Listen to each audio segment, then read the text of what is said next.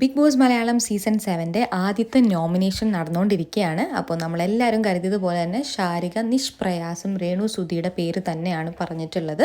അതിനുള്ള കാരണം രേഖപ്പെടുത്തിയിരിക്കുന്നത് ഇങ്ങനെയാണ്. ഇവിടെ വന്നിട്ട് തീരെയും ആക്റ്റീവ് ആകാതെ ഓരോ മൂലയ്ക്ക് വെറുതെ കുത്തിയിരിക്കുന്നത് പല തവണയായിട്ട് കാണേണ്ടി വന്നു. അതുകൊണ്ട് തന്നെ ഈ വീട്ടിൽ രേണു സുധി മുന്നോട്ട് പോകാൻ യോഗ്യത ഉള്ള ഒരു വ്യക്തിയായിട്ട് ശാരികയ്ക്ക് തോന്നുന്നില്ല എന്നുള്ളതാണ് രേണു സുധിയെ നോമിനേഷനിൽ പേര് പറയാനായിട്ടുള്ള കാരണം പറയുന്നത്. പക്ഷേ ഇത് പുറത്തിരിക്കുന്ന പ്രേക്ഷകർ ഓൾറെഡി പ്രെഡിക്റ്റ് ചെയ്തൊരു ഉത്തരം തന്നെയായിരുന്നു. ശാരിക ഉള്ളിൽ ചെന്ന് കഴിഞ്ഞാൽ എന്തായാലും രേണുസുധിയുടെ പേര് തന്നെ പറയുമെന്നുള്ളത്.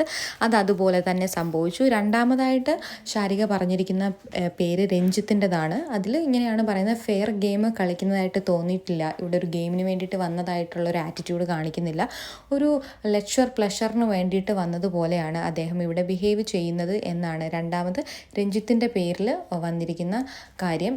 ഈ രണ്ട് പേരുകൾ ാണ് ശാരിക ബിഗ് ബോസിന് മുന്നിൽ നോമിനേഷനായിട്ട് എടുത്തു വെച്ചിട്ടുള്ളത്. ആദ്യം തന്നെ രേണു സുധിയെ പുള്ളിക്കാരത്തി നോട്ടമിട്ട് കഴിഞ്ഞിട്ടുണ്ട്. അപ്പോൾ ഇനി അങ്ങോട്ടുള്ള എപ്പിസോഡിൽ നമുക്ക് കാണാൻ സാധിക്കും എന്തൊക്കെയാണ്, എവിടെയൊക്കെയാണ്, എങ്ങനെയാണ് ഇവർ തമ്മിലുള്ള അടി പൊട്ടുക എന്നുള്ളതൊക്കെ എന്തായാലും നമുക്ക് കാത്തിരുന്ന് കാണേണ്ടത് തന്നെയാണ്. So Bigg Boss Malayalam season 7 live അപ്ഡേഷനുമായിട്ട് ഞാനും നിങ്ങളുടെ കൂടെ ഉണ്ടാകും.